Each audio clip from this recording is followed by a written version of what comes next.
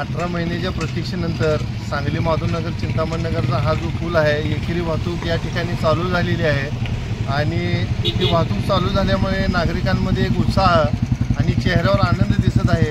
त्याचबरोबर जी एकेरी चालू झाली त्याच्या लगत असणारी दुहेरी बी लवकरात लवकर काम आवरून तो बी मार्ग नागरिकांसाठी खुला करण्यात यावा आणि जी सांगलीची अर्थव्यवस्था विस्कळीत झालेली होती या दसरा दिवाळीच्या तोंडावर हे रस्ता चालू झाल्यामुळे त्यात जरा काय तर आता नवीन उत्साह व्यापारी वर्गामध्ये आणि छोट्या व्यावसायिकांमध्ये निर्माण होईल अशी आशा आम्ही या निमित्ताने व्यक्त करतो आणि आमचे जे लोकप्रतिनिधी आहेत त्यांनी यामध्ये लक्ष घालून लवकरात लवकर दुहेरी मार्ग चालू करावा अशी आम्ही या माध्यमातून त्यांना विनंती करतो।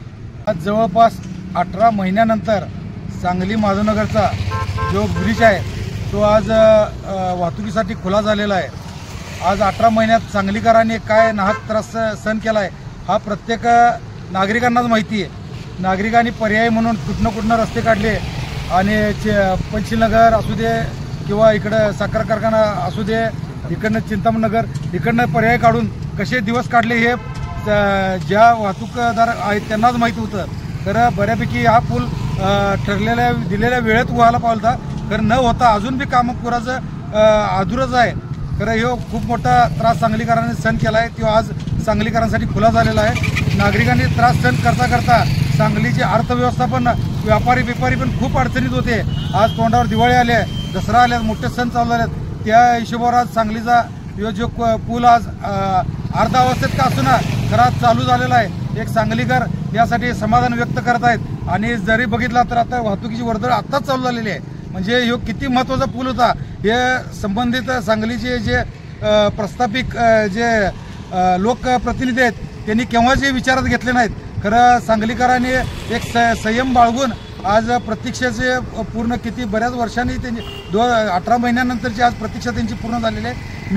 पाटील राहणार गोल्डन पार्क कलानगर या मागच्या 2023ला जुलैला पाडलेला होता आणि त्याचं काम आता जवळजवळ 15 महिने पूर्ण करायला वेळ लागला। या कामामुळे आम्हाला फार त्रास झाला। तिथून साखर कारखाना किंवा माधवनगर जायचं म्हटलं तर 8-10 किलोमीटरचा प्रवास वाढत होता। दररोजचे 100 रुपये पेट्रोल हा खर्च असायचा पण आता आज 15 महिन्यांनी काम पूर्ण झालं। लोकांमध्ये आनंद व्यक्त होत आहे उत्साह वाढलेला आहे आणि आज सकाळपासून वाहतूक व्यवस्थित चालू झालेली आहे। मी अमित प्रकाश गायकवाड हॉटेल यश एक व्यावसायिक आहे। गेली 18 महिने झालं पुलाचं काम सुरू होतं। फार आम्हाला व्यावसायिकवाल्यांना नागरिकांना फार त्रास झाला इथला। आज 18 महिन्यानंतरनं पूल सुरू झाला आहे फार आनंद वाटतोय। लोकांच्यात उत्साह आहे की आज बघू शकतो तुम्ही 2 व्हीलर 4 व्हीलरसाठी आज आपण पूल सुरू झालेला आहे। आज सकाळी 8 वाजल्यापासून पूल हा सुरू करण्यात आलेला आहे। नगर इथे राहत आहे आणि या पुलाचा आम्हाला फार त्रास होता। आता काम पूर्ण झाल्यामुळे आता समाधानी आहे।